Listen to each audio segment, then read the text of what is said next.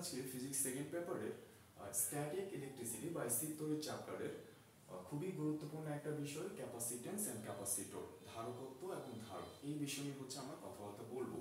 তো খেয়াল করে দেখো, আমরা এখানে 7টা বক্সের চিত্র রেখেছি। তো এই 7টা বক্স তোমরা যদি ভালো মতো বুঝতে পারো তাহলে তোমাদের ক্যাপাসিট্যান্স নিয়ে বা ধারকত্ব নিয়ে সম্পূর্ণ আইডিয়া ক্লিয়ার হয়ে যাবে। সো আমরা প্রথমে বক্স 1 এর দিকে নজর দিই। বক্স 1 এ আমরা দুটো গ্লাসের চিত্র রেখেছি, একটা হচ্ছে এ গ্লাস এবং আরেকটা হচ্ছে বি গ্লাস।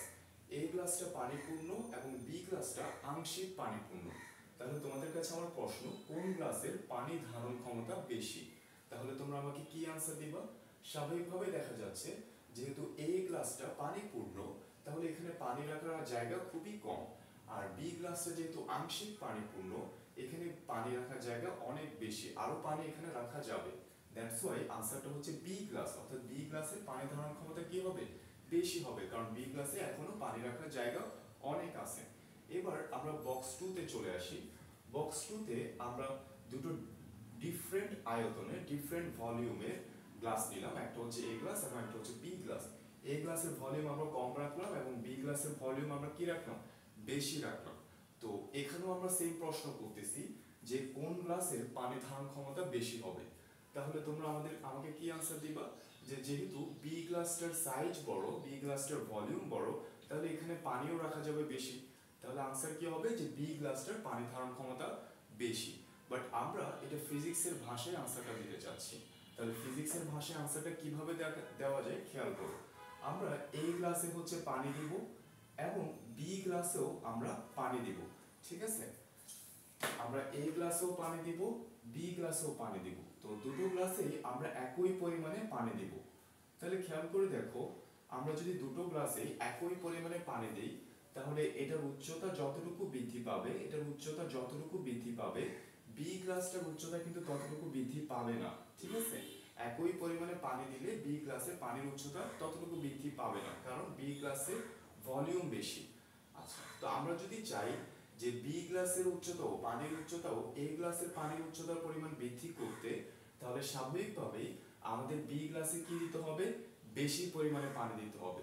আমরা যদি চাই বি গ্লাসের পানির উচ্চতাও এ গ্লাসের পানির উচ্চতার পরিমাণ বৃদ্ধি করতে, তাহলে আমাদেরকে কি করতে হবে? বি গ্লাসে বেশি পরিমাণে পানি দিতে হবে।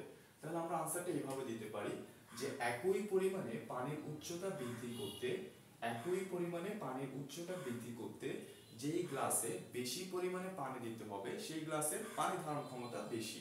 তাহলে আমরা আনসারটা এইভাবে দিতে পারি যে একই পরিমাণ উচ্চতা বৃদ্ধি করতে যে গ্লাসে বেশি পরিমাণ পানি দিতে হবে তার পানি ধারণ ক্ষমতা বেশি হবে।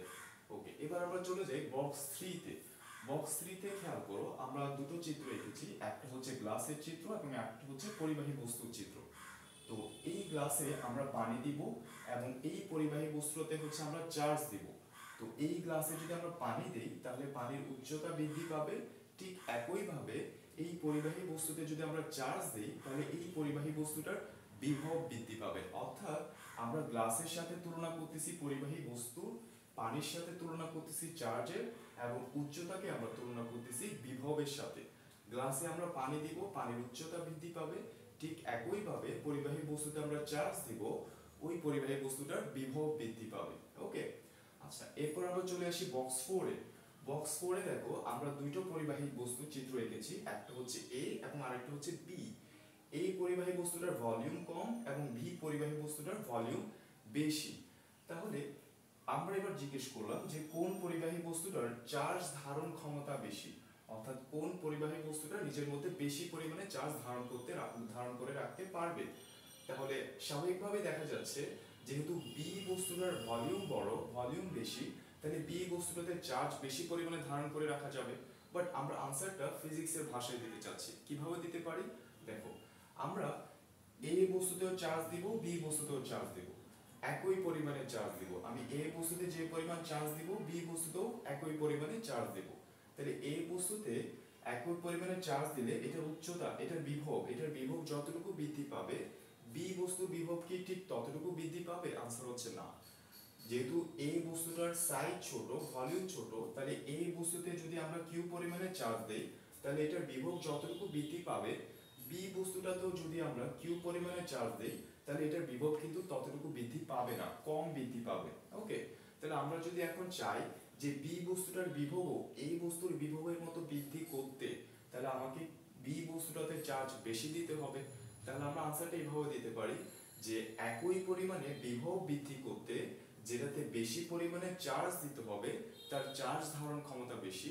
যেভাবে আমরা এখানে বলেছিলাম যে একই পরিমাণে পানির উচ্চতা বৃদ্ধি করতে যেই গ্লাসটাতে বেশি পরিমাণে পানি দিতে হবে তার পানি ধারণ ক্ষমতা বেশি, ঠিক একইভাবে একই পরিমাণ বিভব বৃদ্ধি করতে যেই বস্তুতে বেশি পরিমাণে চার্জ দিতে হবে তার কি হবে, চার্জ ধারণ ক্ষমতা বেশি বা বিভব তার ধারকত্ব বেশি। ওকে, তাহলে একই পরিমাণে বিভব বৃদ্ধি করতে যেই বস্তুতে বেশি পরিমাণে চার্জ দিতে হবে তার চার্জ ধারণ ক্ষমতা বেশি।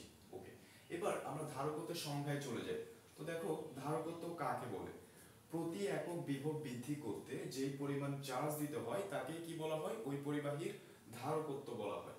তাহলে ভি একক বৃদ্ধি করতে বিভব ভি একক বৃদ্ধি করতে যদি আমাদের কিউ পরিমাণে চার্জ দিতে হয় তাহলে প্রতি একক বা এক একক বিভব বৃদ্ধি করতে কি পরিমাণ চার্জ দিতে হবে, কিউ বাই ভি পরিমাণে চার্জ দিতে হবে।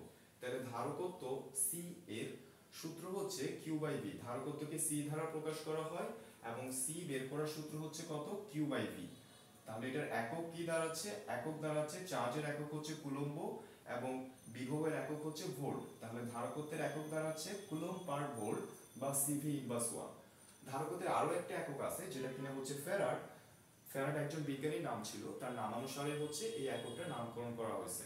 তাহলে আমরা বলতে পারি 1 সিভি ইনভার্স 1 বা 1 coulomb per volt is equal to হচ্ছে কত, 1 ফ্যারাড। ওকে, সো ফ্যারাড যেহেতু অনেক বড় একটা রেঞ্জের একক, তো স্বাভাবিকভাবে যেই ধারকগুলো ইউজ করা হয় সেই ধারকগুলোর ধারকত্ব ছোট রেঞ্জে থাকে, অর্থাৎ মাইক্রোফ্যারাড রেঞ্জে থাকে। 1 মাইক্রোফ্যারাড মানে হচ্ছে 1 × 10⁻⁶ ফ্যারাড, 1 ন্যানোফ্যারাড মানে হচ্ছে 1 × 10⁹ ফ্যারাড, 1 পিকোফ্যারাড মানে হচ্ছে 1 × 10⁻12 ফ্যারাড, 1 ফার্মিফ্যারাড মানে হচ্ছে 1 × 10⁻15 ফ্যারাড, and 1 মিলিফ্যারাড মানে হচ্ছে 1 × 10⁻3 ফ্যারাড।